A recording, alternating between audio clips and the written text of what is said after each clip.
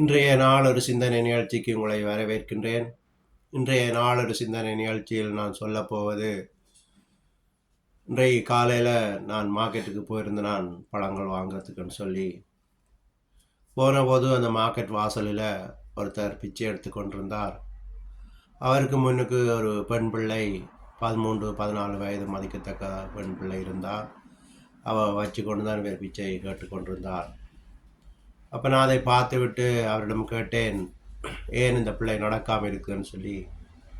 அப்போ அவர் சொன்னார், பிறப்பிலேயே இப்படி தான் பிறந்தவன்னு சொல்லி. அப்போ நான் கேட்டேன், நடக்க மாட்டாவான்னு சொல்லி. இல்லை, டாக்டர்மாரெல்லாம் சர்டிஃபிகேட் கொடுத்து விட்டு நடக்க மாட்டான்னு சொல்லி. நான் உடனே சொன்னேன், நான் இந்த பிள்ளைக்காக செபிக்க போகிறேன், நான் இயேசுவை விசுவாசிக்கிறேன் என்று சொன்னபோது அவர் சொன்னார், இல்லை இல்லை, இது அல்லாஹ்வின் சித்தம், நாங்கள் முஸ்லீம்கள், இது அல்லாஹ் தான் இப்படி படைத்தேன்னு சொல்லி. அதுக்கு நான் கேட்டேன், உங்களோட அல்லாஹ்க்கு இது சித்தமா இப்படி இருக்கிறது? எங்களுக்கு வியாதி வருவது கடவுளுக்கு விருப்பமா? நாங்கள் கஷ்டப்படுறது கடவுளுக்கு விருப்பமா என்று கேட்டபோது அவர் சொன்னார், இல்லைன்னு சொல்லி. அப்போ நான் சொன்னேன், இது அல்லாஹ்வின் சித்தம் இல்லை, இது சாத்தான் செய்த சித்தம், சாத்தானுடைய செயல். சாத்தான் தான் யாரை விழுங்கலாம், யாரை கெடுக்கலாம் என்று சுற்றி திரிகலாம் இந்த உலகத்தில் சொல்லி சொன்னபோது அவருடனே சொன்னார், சரி, நீங்கள் செவியுங்கள்னு சொல்லி. உடனே அந்த இடத்திலே நின்று நான் இயேசுவின் நாமத்தினாலே செபித்தேன். ஏசப்பா, அந்த பிள்ளைக்கு சுகத்தை கொடுங்கள், எளிமை நடக்கணும், அற்புதம் நடக்கணும். நீங்கள் எத்தனையோ அற்புதங்களை செய்தீங்கள் இந்த உலகத்தில் இருக்கும்போது.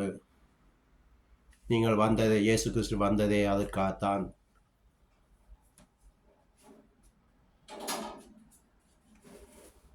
வியாதியில் இருக்கிறவர்களை சுகப்படுத்தவும்,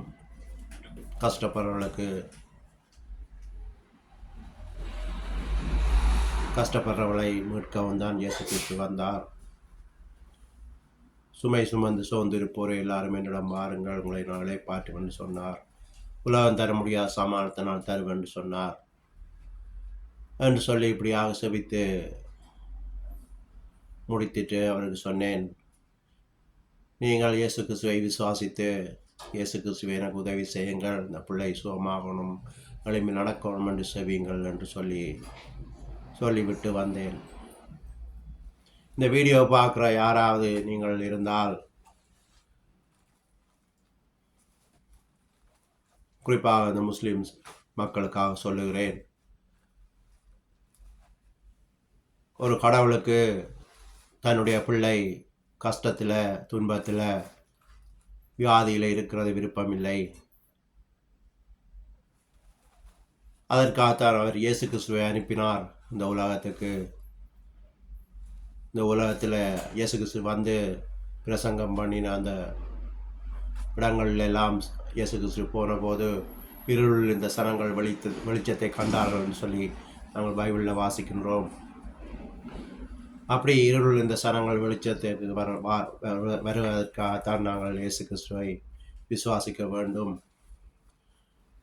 அப்படி விசுவாசித்து அவர் பெயரால் செபிக்கும் போது அவர் எங்களுக்கு விடுதலையை தருவார். அப்போஸ்தலர் 3:3 படித்து பார்த்தீங்கன்னு சொன்னால், ஒரு தாயிட வயிற்றிலே ஊனமாக பிறந்த ஒரு மனிதர் வளர்ந்து பெரியவனாகி அவர் பிச்சை எடுத்து கொண்டிருந்த போது பேதுருவும் யோவானும் அந்த தேவாலயத்துக்கு வரும்போது அவன் பிச்சை கேட்டான். அப்போ அவர்கள் சொன்னார்கள், பொன்னும் வெள்ளியும் எங்களிடம் இல்லை, இயேசுவின் நாமத்தினால் நீ எழுந்து நடன்னு சொல்லி கையை பிடித்து தூக்கு விட்ட போது அவன் உடனடியாக குதித்தெழுந்து நடந்து தேவாலயத்துக்குள்ளே போய் தேவனை துதித்தான் சொல்லி பைபிளில் வாசிக்கிறோம் நாங்கள். இப்படியாக அற்புதம் செய்யக்கூடிய தேவன் எங்களுடைய தேவன். அவருக்கு தன்னுடைய பிள்ளைகள் கஷ்டப்படுவது இஷ்டமில்லை. இந்த கஷ்டம், துன்பம், வியாதி, தரித்திரம் எல்லாம் கொண்டு வர்றது பிசாசு. அதை விட எங்களுடைய பாவங்கள், நாங்கள் செய்த பாவங்கள், எங்கள் முந்தியோர் செய்த பாவங்கள்லாம் மூன்றாம் நாலாம் தலைமுறைக்கும் அதை விசாரிப்பேன் என்று சொல்லி வசனம் சொல்லுகிறது. அப்போ நாங்கள் பாவ மன்னிப்பு கேட்டு, கடவுளே எங்கள் பாவங்களை மன்னிங்கள், எங்களை விடுதலை ஆக்கணும்னு சொல்லி கேட்கும்போது அவர் எங்களுக்கு விடுதலை தர காத்திருக்கிறார். எனவே நீங்கள் இந்த வீடியோவை பார்க்குற நீங்கள் இதை விசுவாசித்து டாக்டர்மார் என்னவும் சொல்லியிருக்கலாம், இந்த வியாதி சுகமாகாது, நாள் குறித்திருக்கலாம், வேறு இறந்துருவார்னு சொல்லி நீங்கள் வசனம் சொல்வது உலகத்தில் இருப்பவனை பார்க்கிலும் எனக்குள் இருப்பவர் பெரியவர்னு சொல்லி, அப்போ நாங்கள் எங்களுடைய கடவுளை விசுவாசித்து அவரிடம்க்கு உதவி கேட்டு நாங்கள் வியாதியை கடிந்து அப்புறப்படுத்தும் போது அந்த வியாதியிலிருந்து நாங்கள் விடுதலை பெற முடியும் என்று சொல்லி இன்றைய நாள் ஒரு சிந்தனை நிகழ்ச்சியை முடித்துக் கொள்கிறேன். நன்றி, வணக்கம்.